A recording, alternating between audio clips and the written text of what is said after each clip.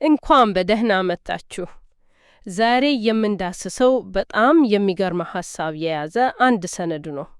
ሰነዱ ሰማይና ምድር እንዲሁም የጥንቱ የማደሪያ ድንኳን እንዴት እንደተያዙ የሚያሳይ አንድ አይነት መንፈሳዊ ካርታ ነው የሚያቀርብልን እና የዛሬው ዓላማችን ይህንን ካርታ መመርመር ነው። በውስጡ ያሉትን እንደ የብርጭቆ ባህር እና የመታጠቢያ ሰን ያሉትን አስገራሚ ምሳሌዎች መፍታት። እኔ ይህንን ሐሳብ ለመጀመሪያ ጊዜ ሳየው እውነት ለመናገር ፍጥረትን በሙሉ በአዲስ መነጽር እንዳየው ነው ያደረገኝ። እስቲ አብረን እንመርምረው። እሺ፣ እንግዲህ ሰነዱ የሚጀምረው አንድ አይነት ስንጠረዥ ወይም ካርታ በማቅረብ ነው። ማይታየውን መንፈሳዊ ዓለም ከሚታየው ቁሳዊ ዓለም እንዲሁም ከማደሪያው ድንኳን ጋር ጎን ለጎን ያስቀምጣል። ይህ በራሱ በጣም ትልቅ ሐሳብ ነው። እስቲ ከላይ እንጀምር። ከካርታው ጫፍ ከሁሉ በላይ ምን እናገኛለን? እሺ፣ ከሁሉ በላይ የምናገኘው የመላእክት ሰማይ የሚለው ነው። ያው ይሄ የመንፈሳዊ ዓለም ከፍተኛው ማዕከል ነው። ሰነዱ ደግሞ ይህንን ከሁለት በጣም ከሚታወቁ ስፍራዎች ጋር ያዛምደዋል። አንደኛው የእግዚአብሔር ዙፋን ነው። ይህም የፍጹም ሥልጣንና ግርማ መገለጫ ነው። ሁለተኛው ደግሞ በምድር ላይ ከነበረው የማደሪያ ድንኳን ውስጥ ከቅድስተ ቅዱሳን ጋር ነው። በዓመት አንድ ጊዜ ሊቀ ካህናቱ ብቻ የሚገባበት እጅግ የተቀደሰ ስፍራ። ስለዚህ ሰማያዊው ዙፋንና ምድራዊው ቅድስተ ቅዱሳን ያው የአንድ እውነታ ሁለት ገጽታዎች እንደሆኑ ነው የሚያስቀምጠው። በጣም ግልጽ ነው። ከቅድስተ ቅዱሳን ቀጥሎ ደግሞ በማደሪያው ድንኳን ውስጥ መጋረጃ ነበረ፣ ቅዱሱን ስፍራ ከቅድስተ ቅዱሳን የሚለይ። በሰማያዊው ካርታ ላይ የዚህ መጋረጃ አምሳያ ምንድን ነው? ጥሩ ጥያቄ ነው። በካርታው መሰረት የዚያ መጋረጃ ሰማያዊ አምሳያ ከፍተኛ ደመናዎች ናቸው። ልክ መጋረጃው የሰውን እይታ እንደሚገድብ እና የቅድስተ ቅዱሳንን ምስጢር እንደሚሰውር ሁሉ እነዚህ ደመናዎችም የመላእክትን ሰማይ ከሌላው ዓለም ይለያያሉ ወይም ይሰውራሉ። ምንጩ ይህንን ሐሳብ ለማጠናከር ከኢሳይያስ መጽሐፍ ላይ ይጠቅሳል። አንተ በእውነት ራስን የምትሰውር አምላክ ነህ የሚለውን ገባኝ። እናም ደመናው የመለኮታዊውን ምስጢራዊነት እና መሰውር ይወክላል። ከዚህ የደመና መጋረጃው ወዲህ ደግሞ በድንኳን ውስጥ ቅድስት የሚባለው ክፍል አለ። ስለዚህ ቅድስተ ቅዱሳን፣ መጋረጃ እና ቅድስት የሚለው አወቃቀር ከላይ ካለው ሰማያዊ አመሳሰት ጋር ፍጹም ተዛምዶ አላቸው። እሺ፣ ይህ የካርታው የላይኛው ክፍል ነው። አሁን ግን ወደሚቀጥለው ምናልባትም የውይይታችን ማዕከላዊ ክፍል ወደ ሆነው ሐሳብ እንምጣ። የብርጭቆ ባህር የሚባል ነገር ሰነዱ ላይ ተጠቅሷል። ይህ ተራው ባህር አይመስልም። ምን ማለት ነው? በፍጹም። ይህ የብርጭቆ ባህር የካርታው እምብርት ነው።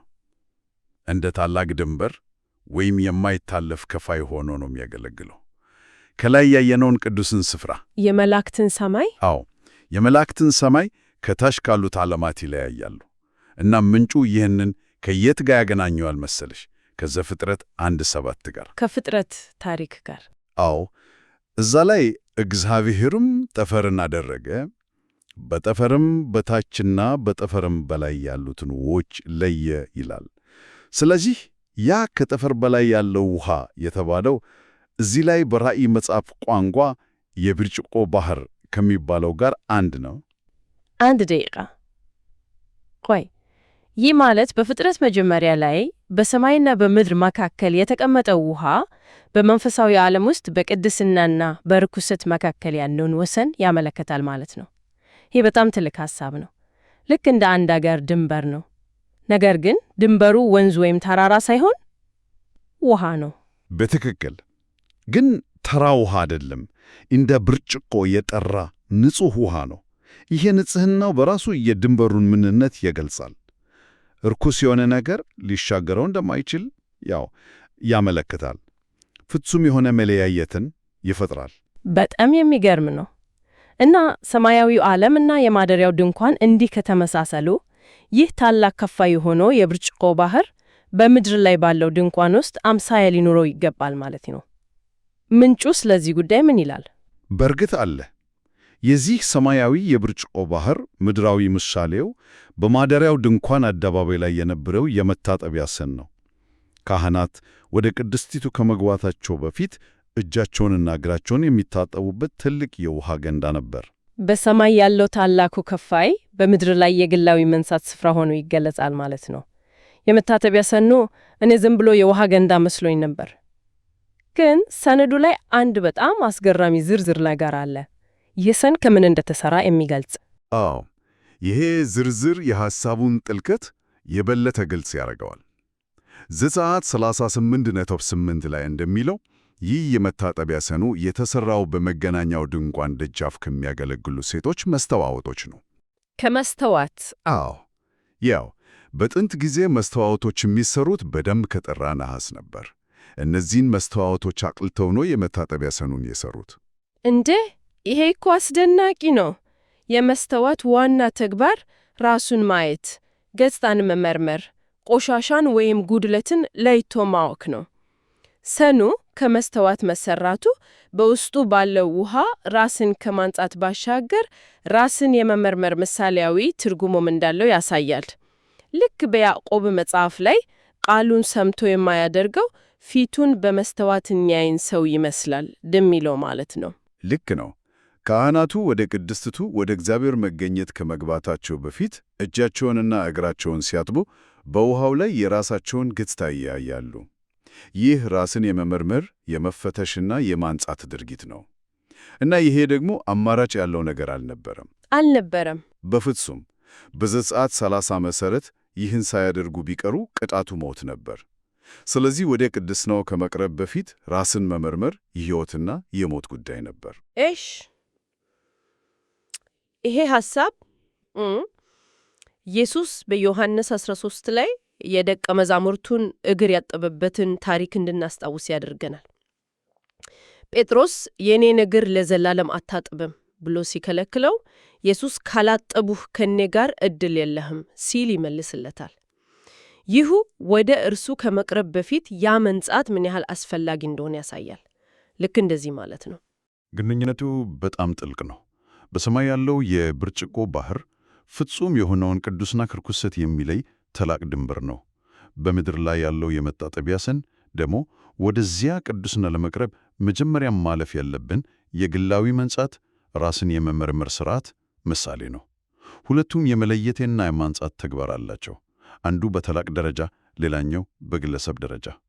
እሺ፣ ይህንን የብርጭቆ ባህር እንደ ግልጽ ድንበር ወስደነዋል።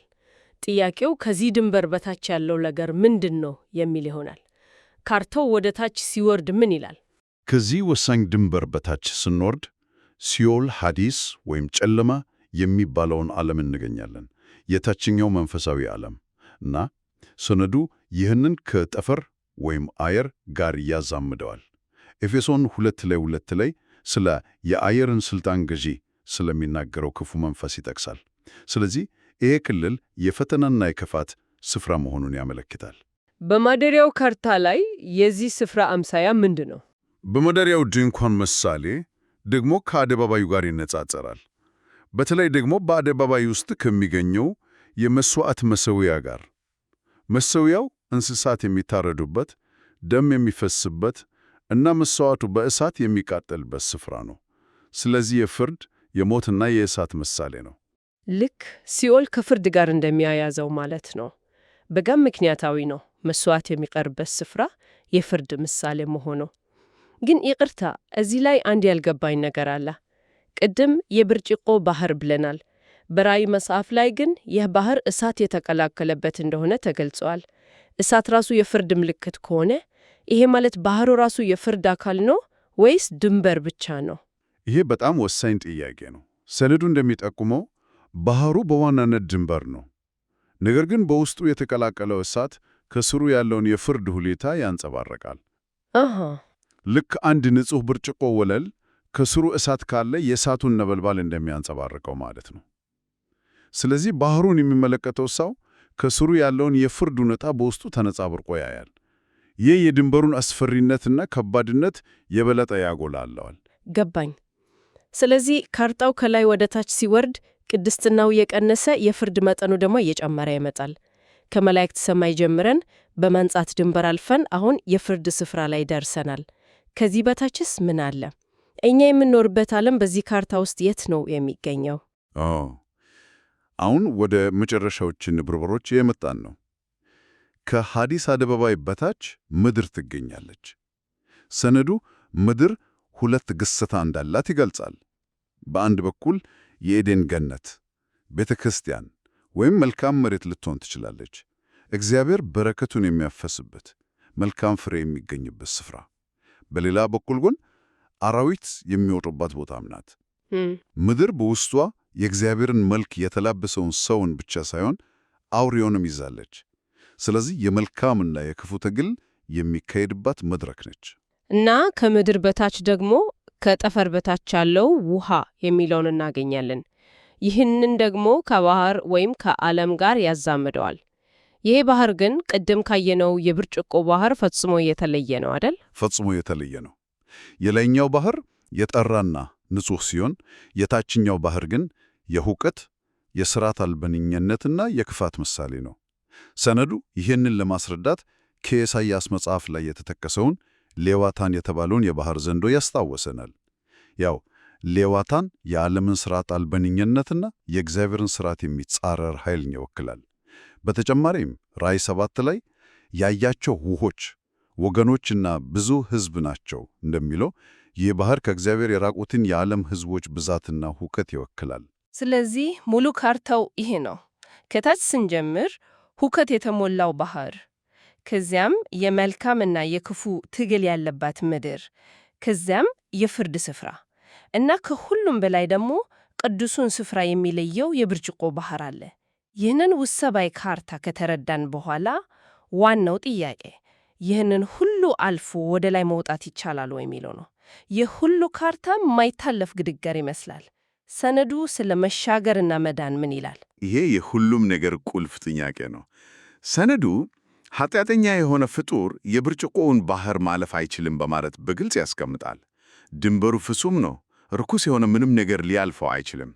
ነገር ግን አንድ ልዩ ቡድን ይህንን ድንበር እንደደረሰበት ወይም እንደተሻገረው ይጠቅሳል። ማን ነው እሱ? በራእይ 15:2 ላይ የተገለጹት ናቸው። ጥቅሱ እንዲህ ይላል፣ በአውሬውና በምስሉ ላይ ድል የተቀዳጁት በእግዚአብሔርም በገና ይዞ በብርጭቆ ባህር አጠገብ ቆመው አየሁ። በብርጭቆ ባህር አጠገብ ቆመው፣ ይሄ ማለት ጉዟቸውን ከትመዋል ማለት ነው። እነማን ናቸው? በአውሬው ላይ ማለትም ከታች ባለው ዓለም ላይ ድል የተቀዳጁት ሰማዕታት ናቸው። ይሄ በጣም ኃይለኛ ምስል ነው። ከታች ካለው የሁከት ባህር እና የፍርድ አደባባይ አልፈው የማንጻቱን ድንበር ደርሰዋል። በዚያ መቆማቸው ራሱ የድላቸው ምልክት ነው። በትክክል ሰነዱ ይህንን ሁኔታ ከመጀመሪያው ትንሣኤ ጋር ያያይዘዋል። አንደኛ ቴሰሎኒቄ ላይ በክርስቶስ የሞቱት አስቀድመው ይነሳሉ እንደሚለው እነዚህ ድል የተቀዳጁት ቅዱሳን ከሐዲስ ወይም ከሞት ተነስተው ወደ ላይ ወደ ብርጭቆ ባህር እንደተነጠቁ ያሳያል። ስለዚህ የብርጭቆ ባህር ለኃጢአተኞች ማይታለፍ የፍርድ ግድግዳ ሲሆን፣ ከታች ያለውን ዓለም ድል ለነሱት ቅዱሳን ግን የድል አድራጊነት የመጨረሻ መድረሻቸውና የክብር ስፍራቸው ይሆናል። የጉዟቸው መጨረሻ ነው። ዋው! የዛሬውን ውይይት ስናጠቃልል በጣም ጥልቅና በምሳሌ የተሞላ አንድ ጽንሰ የሸባዊ ሞዴል ተመልክተናል። ከሰማይ ጫፍ እስከ ምድር ታች ድረስ ያለውን መንፈሳዊ አቀማመጥ የሚገልጽ ካርታ እና በዚህ ካርታ ውስጥ የማይታየው መንፈሳዊ ዓለም እና የሚታየው የማድሪያ ድንኳን አወቃቀር እንዴት እርስ በእርስ እንደሚንጸባረቁ አይተናል። ከሁሉም በላይ ግን የብርጭቆ ባህር እና የእርሱ ምድራዊ ምሳሌ የሆነው የመታጠቢያ ሰንድ ወሳኝ የሆነ የመንጻት፣ የራስን የመመርመር እና የፍርድ ድንበር ሆኖ እንዴት እንደሚያገለግሉ ተረድተናል። እና ይህንን ስናስብ አንድ ወሳኝ ጥያቄ ይነሳ። ምንጩ እንደሚነግረን ወደ እግዚአብሔር ቅዱስ ስፍራ ከመቅረብ በፊት ራስን ለመመርመር እና ለመንጻት መስታወቶች ወሳኝ ነበሩ። ይህ ምሳሌያዊ ካርታ እውነት ከሆነ በዘመናችን ግለሰቦች ወሳኝ የሆኑ የሞራል ወይም የመንፈሳዊ ውሳኔዎችን ከማድረጋቸው በፊት ራሳቸውን የሚመረምሩባቸው መስታወቶች ወይም የመታጠቢያ ሰኖች ምን ሊሆኑ ይችላሉ? ያ የድንጋይ ቤተ መቅደስ በሌለበት በዚህ ዘመን ወደ ቅድስና ከመቅረባችን በፊት ራሳችንን የምንመረምርበት እና የምናነጻበት ያንን የድንበር ማረጋገጫ ነጥብ ሆኖ የሚያገለግለው ምንድን ነው?